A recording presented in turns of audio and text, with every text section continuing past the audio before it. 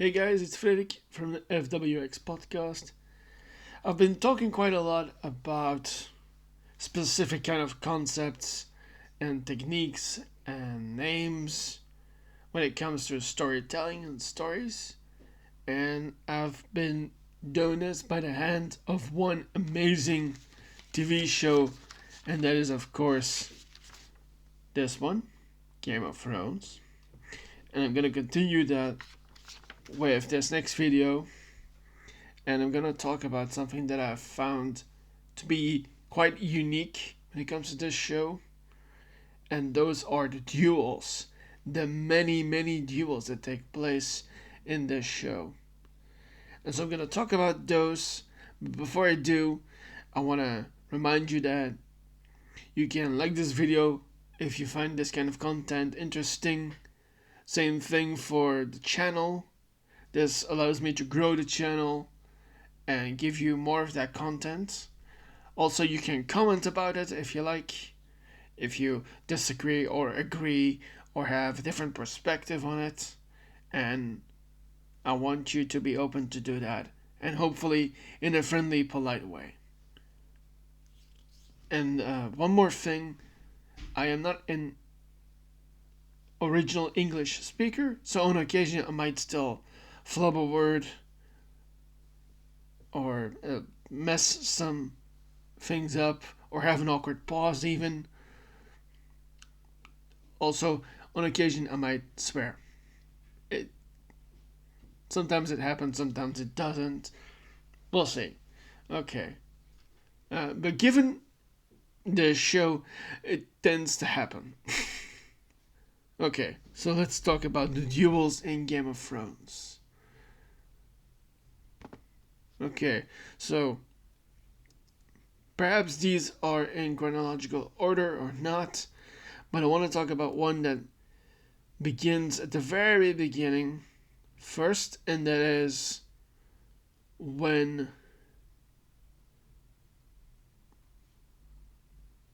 Ned Stark is still alive at the very beginning. I'm gonna check. This is in episode 4 of season 1, Cripples, Bastards, and Broken Things. Hold up.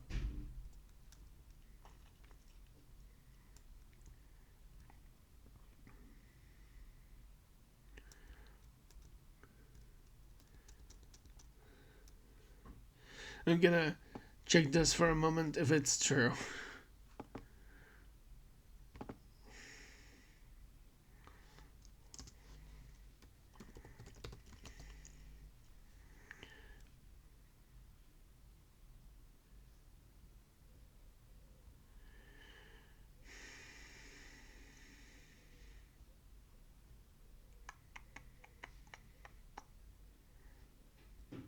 Just a second.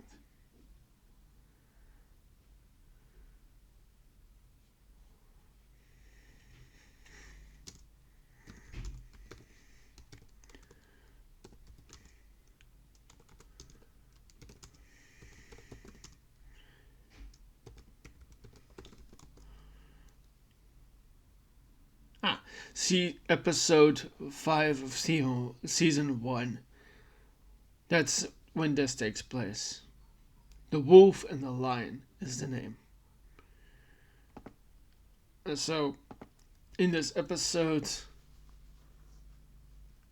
Ned, played by Sean Bean, confronts Jaime about the abduction of his brother, Tyrion.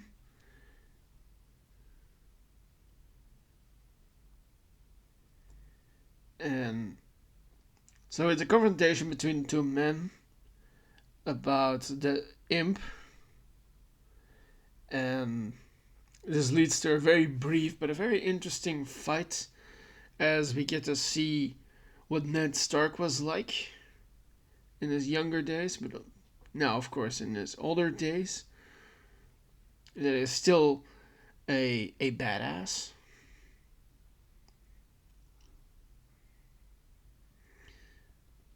And this is broken up by a soldier working for the Lannisters who spears Ned in his leg, and that prevents either one of them to deliver a final blow to the other.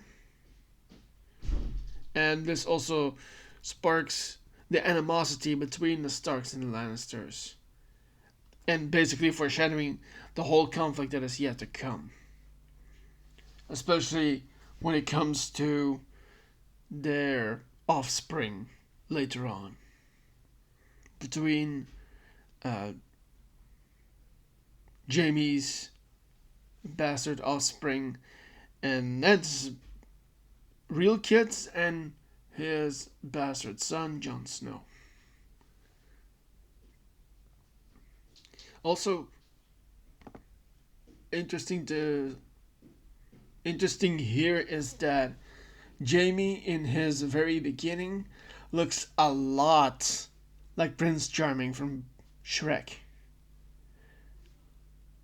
Like, I would love to see, like, I'm not sure if there needs to be a live action of Shrek, but that guy, Jaime, at the very beginning, does look like almost like 2 drops of Prince Charming. Yeah. Um, and this fight was right outside of the brothel that Peter Baelish, aka Littlefinger, has in King's Landing. And so, this is both an interesting battle and some interesting foreshadowing for later. Okay, the next battle I want to talk about is one that takes place actually even before this, but we see it in a flashback as Bran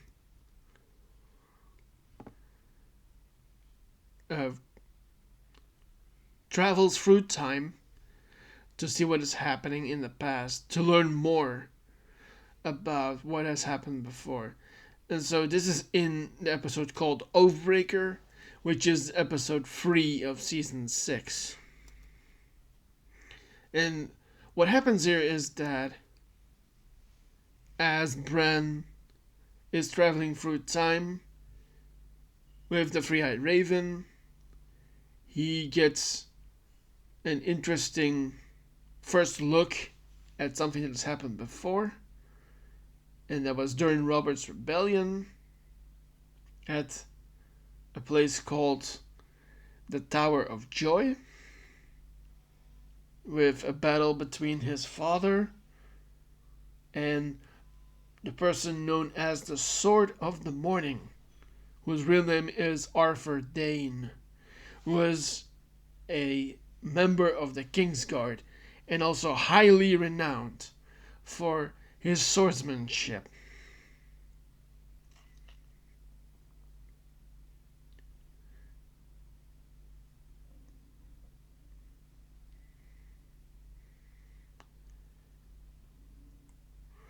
Uh, so, this is a sword fight between 2 men, and a couple more, by the way, because Ned was not alone,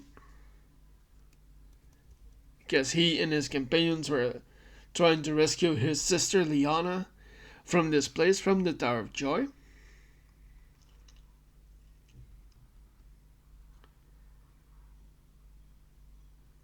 And this is also an important moment when it comes to the larger story and the lore of Game of Thrones itself, because this is where Ned initially learned of Jon Snow's true parentage, basically being his nephew. But unfortunately, Lyanna died. So Ned took Jon, real name Aegon, in as his bastard son and named him Jon Snow, of course. But his real name is actually Aegon Targaryen the how manyth? Because I don't know. That's probably something I could look up. You know what? I'll do that quickly.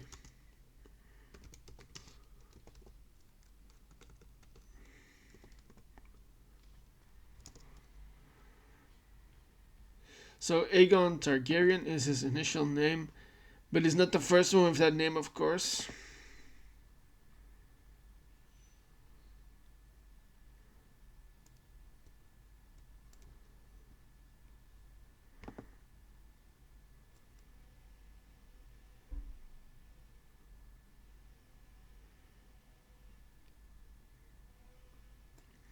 So Jon is initially the son of Lyanna Stark and Rhaegar Targaryen, which is the union of the Stark and Targaryen house.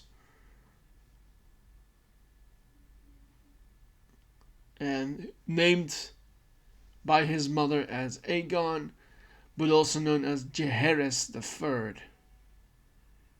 So Jon has many different names.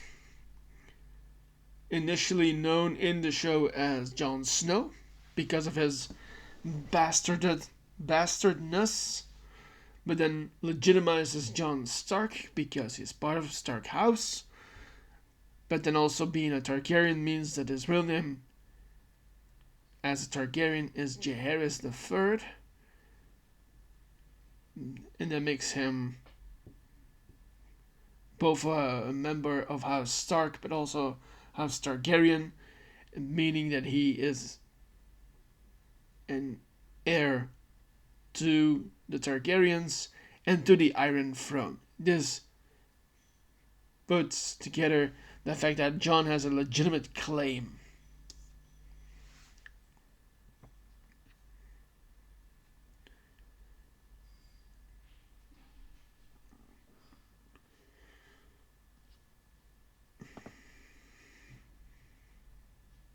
And so that's important information for the series going forward, of course, at that point.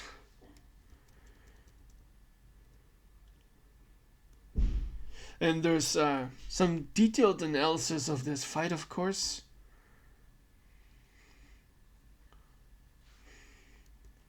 Gonna look up picture for a moment.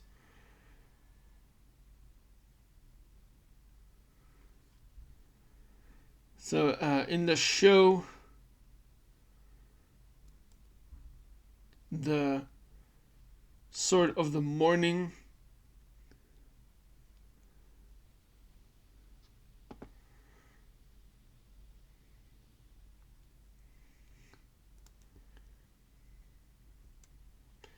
wait, I'm gonna look it up differently for a moment.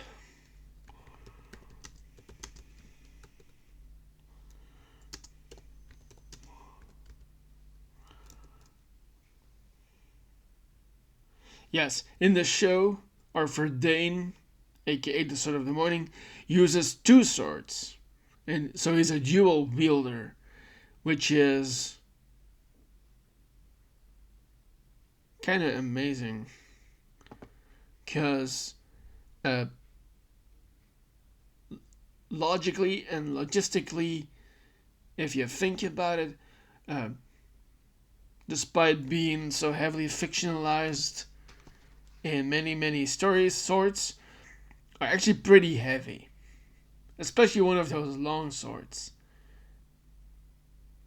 Like, there's different classes when it comes to swords. Initially, a long sword is just that. A longer than a dirk or a dagger or a knife, but not long enough to be used in a way like a spear is used. Like, in striking distance of somebody else, basically, instead of a spear. And there's many different versions of swords with the length of a spear. I'm thinking of Zweihanders bijvoorbeeld. Sorry, use a Dutch word all of a sudden. It's a Zweihander is a German sword, basically meaning a dual holder, basically that you have to use two hands for. Like there's other shows like this. I'm thinking of one that I have to look up for a moment.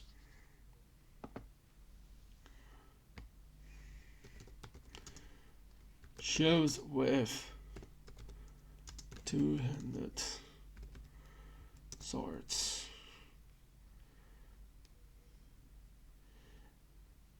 The Witcher is also known for this kind of thing. The movie Braveheart is also one of those. And the one I'm thinking about, and there's a show. It's actually still playing, I believe. Long has been trying to look as fast as I can right here, because I've said this before in a previous episode of the podcast. I love sword fighting. I love to see it in TV shows and in movies and in other content too. There's a YouTuber called Shad Brooks who talks a lot about medieval stuff and fantasy stuff, and also is deeply passionate about swords. Who talks a lot about them.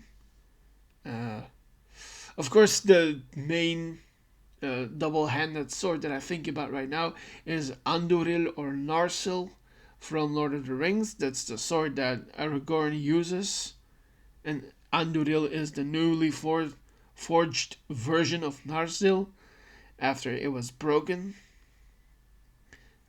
so many thousands of years ago during the first men and elves alliance war with Sauron.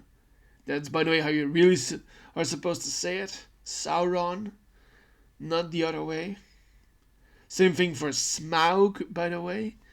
I want to get this briefly out there that is really how you're supposed to say it. Okay. Sorry. That was a little bit of a tangent from my side here. There's a... Hold up. I know how to look for this. So... There's an actor I've seen in The Hobbit.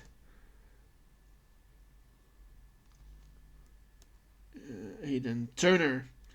He played a role on a show. I'm thinking of Poldark. It's not. I'm reminded. It's something with Lander.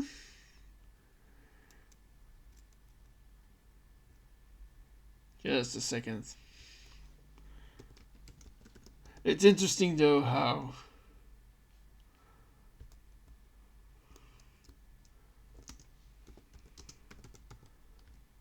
Ah, there it is. Outlander. That was the one I meant. And this is, of course, not with Aidan Turner. This is with Sam Hugen. That's probably how you're supposed to say it. It takes place. Oh, also an adaptation. Okay, sorry. A little bit of a tangent about something else, and also something I care a lot about. Okay, enough about the battle between Arthur Dane and Ned Stark. Okay, let's talk about the next battle. This is a pretty violent one, which is also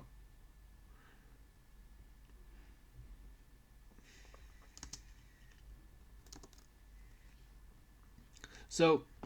In the show, there is an episode called "The Mountain and the Viper," which is episode 8 of season 4.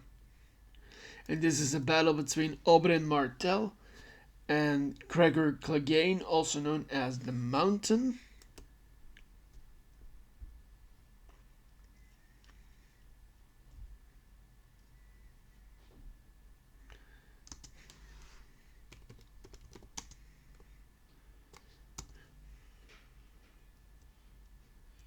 And so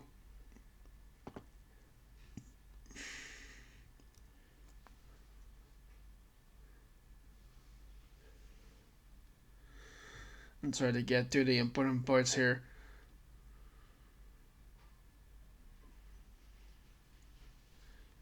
Yeah, so this is following the trial with Tyrion, where he asked for a trial by combat.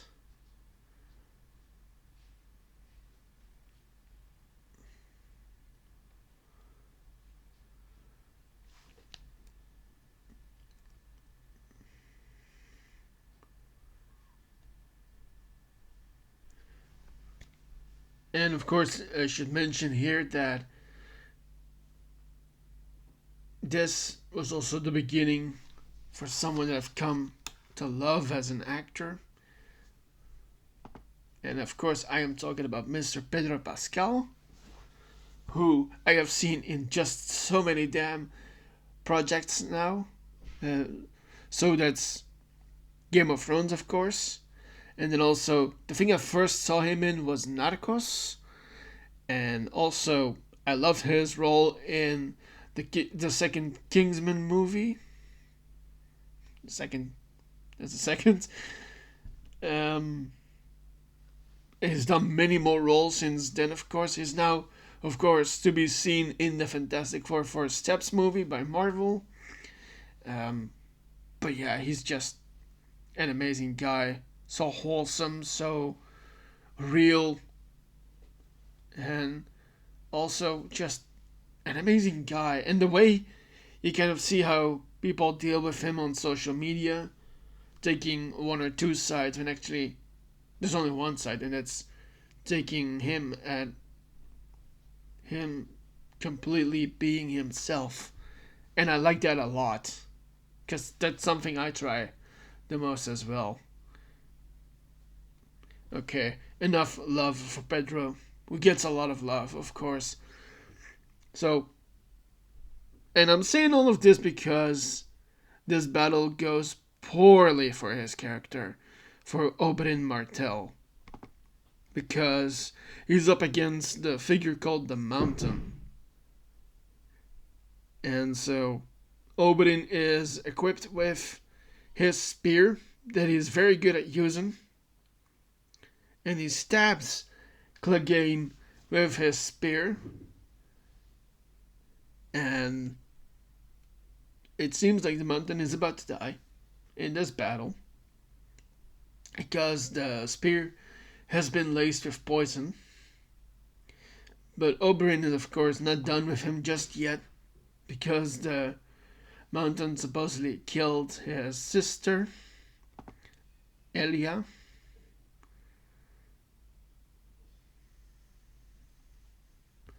Gonna look up for a moment if that is actually true, and then I'm just not saying Elia.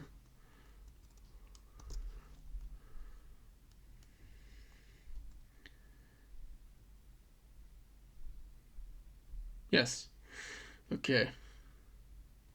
So, amazing fight between Oberyn Martell, aka the Red Viper, and the Mountain.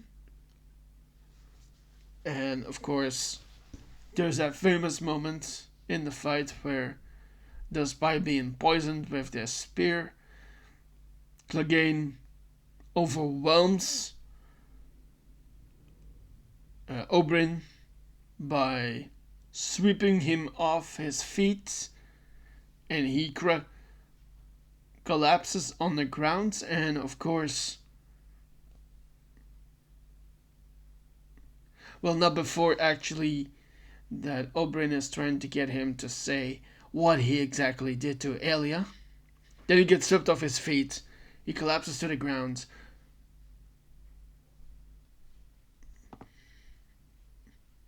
And the Mountain gets on top of him. And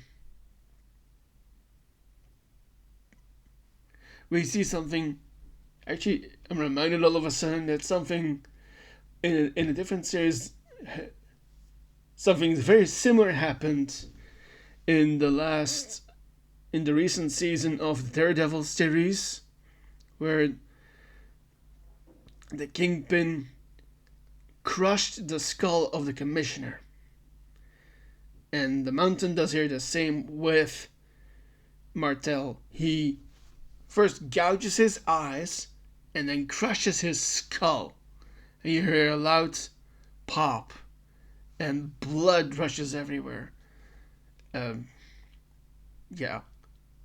So I probably should have given you a spoiler warning just in case before, but here's a very late spoiler warning because it gets incredibly graphic here as Oberyn is killed.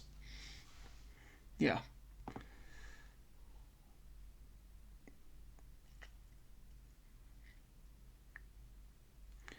But then also important enough here is that Gregor himself collapses,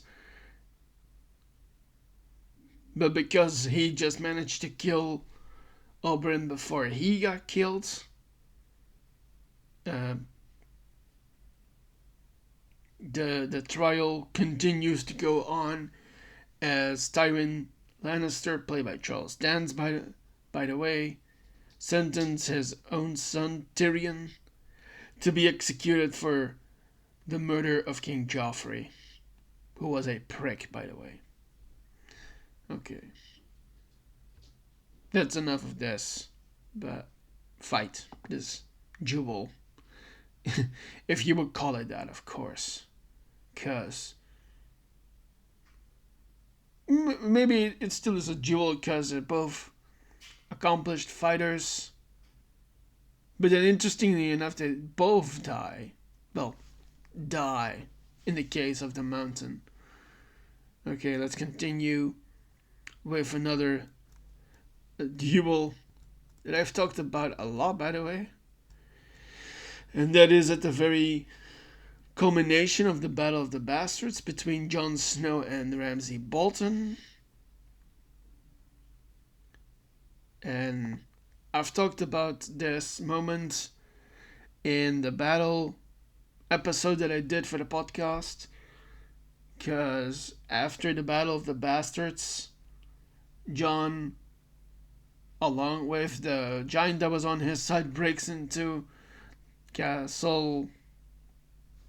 castle of the Starks, Winterfell, and he manages to hold Ramsay off with a shield because Ramsay is shooting arrows at him, and he managed to catch every one of them until he gets to Ramsay himself, knocking him off his socks and punches him into the mud until he's bloodied, which isn't that much of a fight, of course, but it's still worth to talk about because these are two interesting characters with a full arc. The one more full of integrity and morals than the other, because Ramsay's a horrible character who did some horrible things, of course, only for him to be left beaten into the mud and have him. I'll make up the scene for you again. So Jon has fended off those arrows. He's gotten Ramsay into the mud. He's punching the shit out of him. And Sansa is nearby. She sees this happening and she's like, please stop. I want my revenge too. And she gets Ramsay a bit cleaned up before delivering him to his own hungry ass hounds in the pen where they are staying, and he becomes their meal, just like I said in that previous video. Yeah, so culmination of a battle becomes a fight, a duel, between two interesting characters. That makes it all the worth it, of course. Okay, next battle to talk about is... Hold up. Before I go any further, so I'm gonna mention which episode, of course.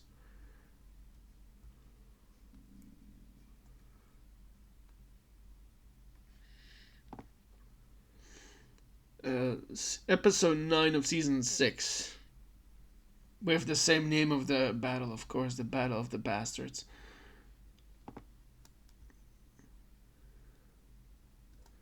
Okay. Okay, so this next duel is between Brienne of Tarth and Xander the Hound Clegane, which takes place in episode 10 of season 4, named The Children. And this is quite an amazing fight too. And also interesting here is that for once it's not between two men, it's between a powerful fighting woman and a powerful fighting man, or in this case, a hound, Xander Clegane.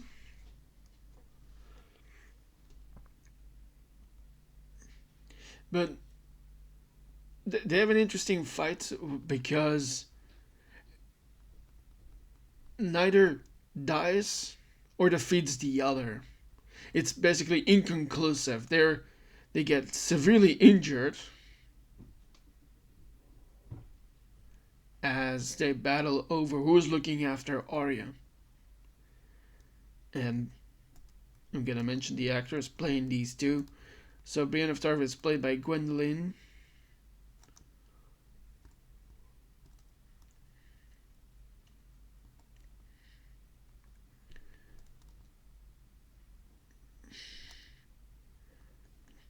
Hold up a second.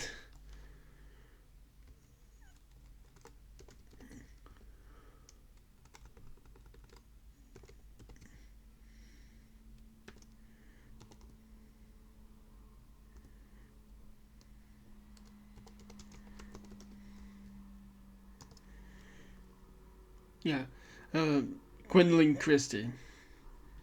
She plays Brienne of Tarth. And you also might know her as Captain Phasma in the Star Wars sequel trilogy. She's a really tall lady, also in the show of Game of Thrones as well, as her character of Brienne of Tarth.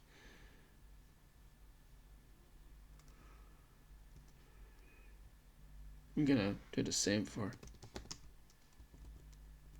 Xander Clegane for a moment. It's played by Rory McCann, who we will also see in the second season of Ahsoka as the recast version of the villain here, after Ray Stevenson sadly passed last year.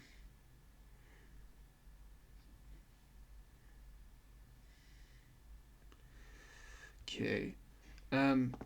Yeah, so this is a duel between the two of them in a in an outside location, not in a city or a castle, but atop a cliff top, where Brienne confronts the Hound about Arya, and the both of them fight.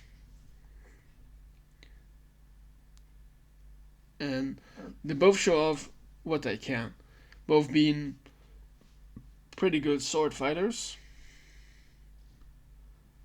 But it ends very inconclusive for the both of them, as neither defeats the other. But it does end with Clegane falling off the cliff top and getting pretty injured by it as well. But ultimately Arya decides that she stays with Sandor. But not completely either, because she goes away from him later.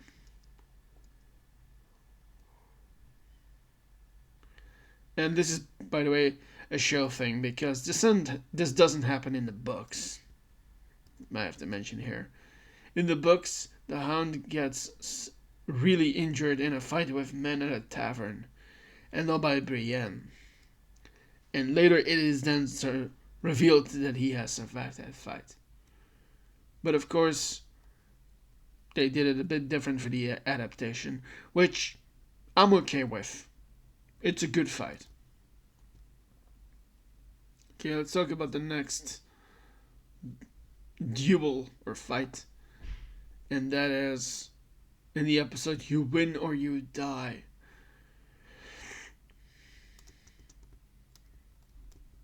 And that is in episode 6 of season 1. So, this is part of Tyrion's trial thing.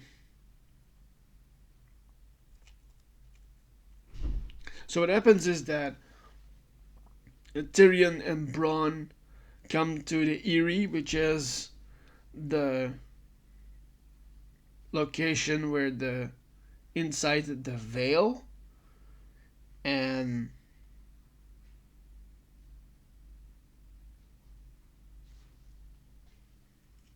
hold up, I'm gonna be a bit more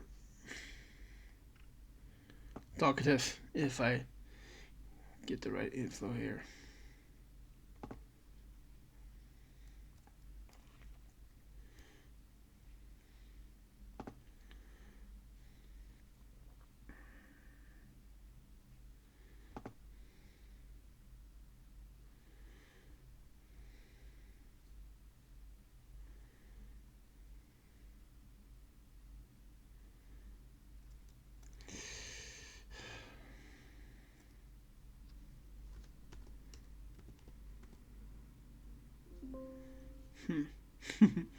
Yeah, you heard that right. Let's just get to the fight itself. So, Bronn and Tyrion are at the Eyrie, and Tyrion gets Bronn into a fight with one of the knights right there, and that is Varys Egan, who is a pretty skilled knight himself, and his personal advantage is that he has quite a bit of armor on him, and he's got a lot of experience. But then Bronn has his own advantage, being a pretty skilled sword fighter himself, and he's got this very unconventional fighting style, basically because he is pretty okay with cheating, basically. And what ultimately happens is that Bronn manages to maneuver him near a statue.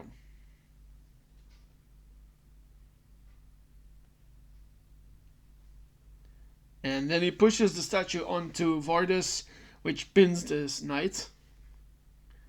And as he is trapped, Bronn delivers a killing blow.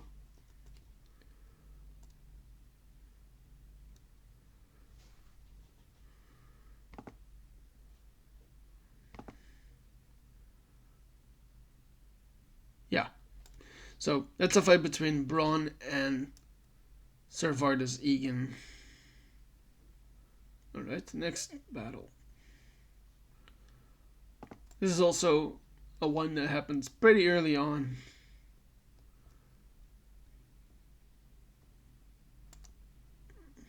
It's between Beric Dondarrion and the Hound, who I've talked about before.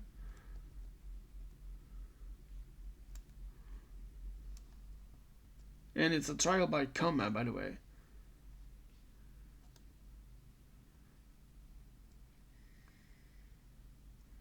And this is in episode 5 of season 3. So, and this is interesting because both end up being at the frozen lake beyond the wall, ultimately. But here in this moment, during this duel, Beric Dondarrion has been brought back by the Lord of Light, which is basically like a god. And he faces against the Hound, after he has been accused by Arya, who has been traveling with the Hound after he killed Micah, who is someone that she used to know.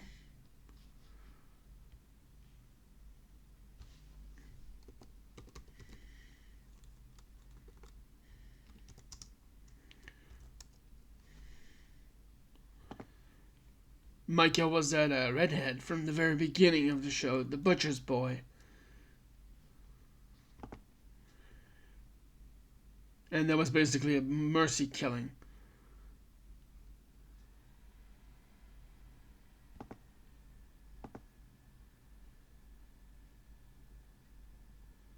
Who was a friend of Arya. It was basically a command by Joffrey for the Hound to kill him.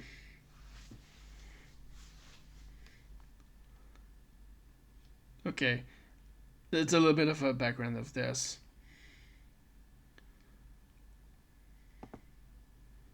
And Beric, by the way, is also part of an organization, the Brotherhood Without Banners. And he sentences Sandor to this trial by combat. And this fight also happens to be a bit inconclusive because being taller, being rougher on the edges, and just straight up stronger means that Sandor breaks Beric's blade, his sword that he's fighting with.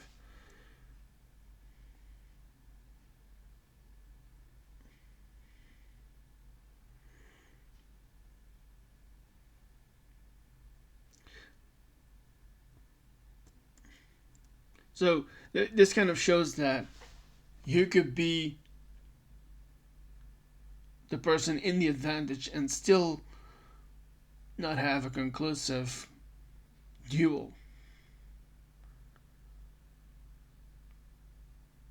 And part of the advantage that Clegane has is that despite Dondarrion's sword on fire, the fire probably damaged the blade, which makes it easier for Clegane to break through it and break it. Okay. Then there's another fight with the Hound, but this one gets pretty deep because it's between him and his brother, Gregor. So it's a fight between the Hound and the Mountain, who are brothers. And they have a traumatic childhood incident because as a kid, Sandor did something that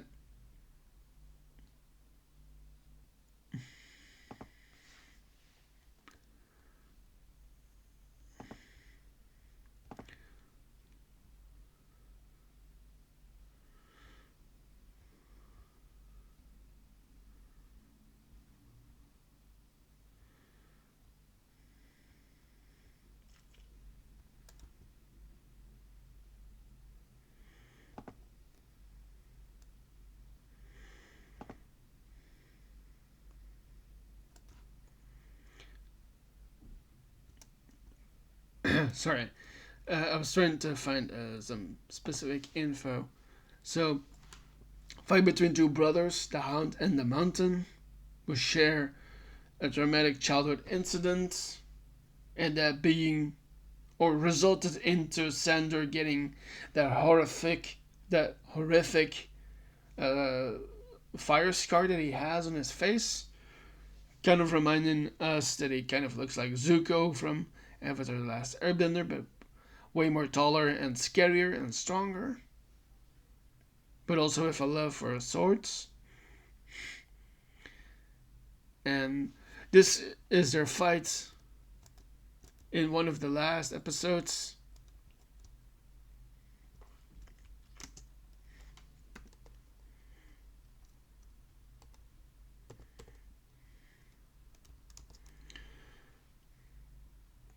In episode 5 of season 8, titled the bells. And Sander confronts his brother here as Gregor is now in his reanimated version that the Meister Kyburn has gotten him into. And this is near the end of the episode. And so there's a fight between the two of them as they are fueled by revenge and hatred. And this is all happening while Cersei is fleeing the Red Keep, while the mountain is escorting her and that Meister I just talked about. And it's a brutal fight, because the two are matched in every way. They're tall, they're powerful, they have swords. But in the end, Sander manages to overpower Gregor, tackling him off the walkway, because it's an uphill fight actually, because they're on a stairway, a walkway actually, into the fiery pit that is beneath them, and they fall to their deaths.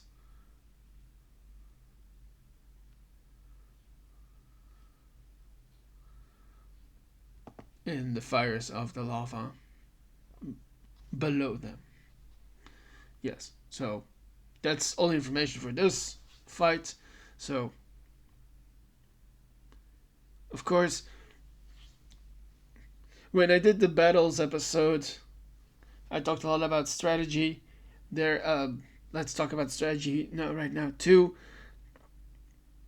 Well, you're at a pretty clear disadvantage if you start from the below position on a stairway, because you're easily open to a cross guard technique.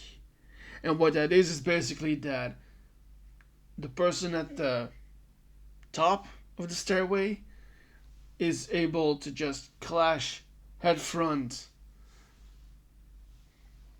I was talking earlier about two-handed swords. Another one is a claymore. And basically these two are using a claymore version from the show.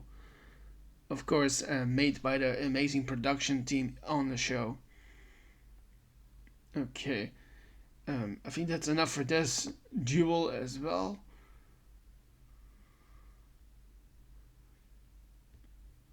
And I think that's also enough for this episode of the podcast right now. So, I know there was a lot, but if you managed to get through all of this, I want to thank you so much for getting through this. And thank you again. And before I go, I want to ask you, if you like this video, you can do that below. You can also subscribe to the channel if you like. And you can also comment in the comment section. Plus, you can also share this with friends and family or people online, like here in the comment section. Also, this makes the channel grow. So, I want to thank you for the last time right now. And I will exit this episode by saying that my name is Frederik, and this is the FWX podcast, and I will see you in the next episode. See ya.